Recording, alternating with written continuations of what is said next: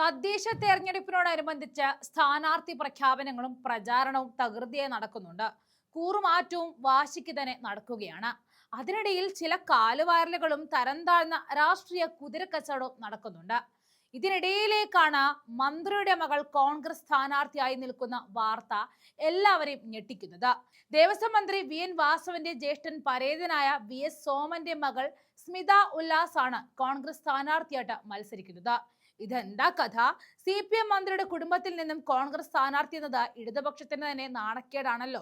പാമ്പാടി പഞ്ചായത്തിലെ 17-ാം വാർഡിലെ കുറിയന്നൂർ കുന്നിൽ നിന്നുമാണ് സ്മിത ജനവിധി തേടുക. കൈപ്പത്തി ചിഹ്നത്തിലാണ് ഇവർ കളത്തിലേക്ക് ഇറങ്ങുക. തന്റെ പിതാവ് കോൺഗ്രസ് അനുഭാവിയായിരുന്നുവെന്നും സ്മിത ഈ നിമിഷത്തിൽ തുറന്നു പറയുകയാണ്. എന്തായാലും വാസവന് കോളടിച്ചിരിക്കുന്ന ഈ സമയത്ത് സഹോദരപുത്രി ജയിക്കുമെന്ന കാര്യത്തിൽ തർക്കം വേണ്ട. നിൽക്കുന്നത് കോൺഗ്രസിൽ കൂടി ആയതുകൊണ്ട് അതെന്തായാലും ജയമായിരിക്കും. ഇനി വാസവന്റെ കാര്യം ഒന്ന് നോക്കാം. ഇത്തവണത്തെ നിയമസഭാ ഇലക്ഷനിൽ തോൽക്കാൻ സാധ്യതയുള്ള മന്ത്രിമാരിൽ മുൻനിരയിൽ കസേരയിട്ടിരിക്കുന്നത് മന്ത്രി വി.എൻ. വാസവൻ തന്നെയാണ്.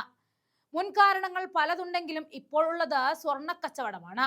വലിയൊരു മാറ്റമുണ്ടാകും. വിശ്വാസി വോട്ടുകൾ, പ്രത്യേകിച്ച് ഹിന്ദു വോട്ടുകൾ കൈക്കലാക്കാൻ വാസവന്റെ കുബുദ്ധിയിൽ തെളിഞ്ഞ ഒരു തന്ത്രമായിരുന്നു ആഗോള അയ്യപ്പ സംഗമം. അത് ചീറ്റിയെന്നും അതേ സംഗമം തനിക്കും പാർട്ടിക്കും തിരിച്ചടി ഉണ്ടാക്കിയെന്നും പ്രത്യേകം പറഞ്ഞു തരേണ്ടതില്ലല്ലോ.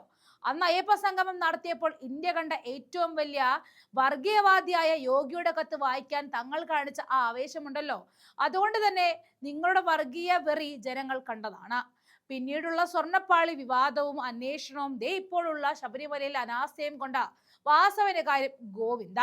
മറ്റൊന്നു കൂടിയുണ്ട്. ആറന്മുള വള്ളസദ്യ നടക്കുമ്പോൾ ആചാര ലംഘനം നടത്തിയതും ഇതേ വാസവൻ തന്നെയാണ്. ദേവന് വിളമ്പുന്നതിന് മുൻപ് മന്ത്രിക്ക് സദ്യ വിളമ്പിയതായിരുന്നു വിവാദങ്ങളുടെ തുടക്കം. ഇതിനെതിരെ തന്ത്രി കത്ത് നൽകിയതോടെ ജനങ്ങളും പ്രതിപക്ഷവും ഇളകി.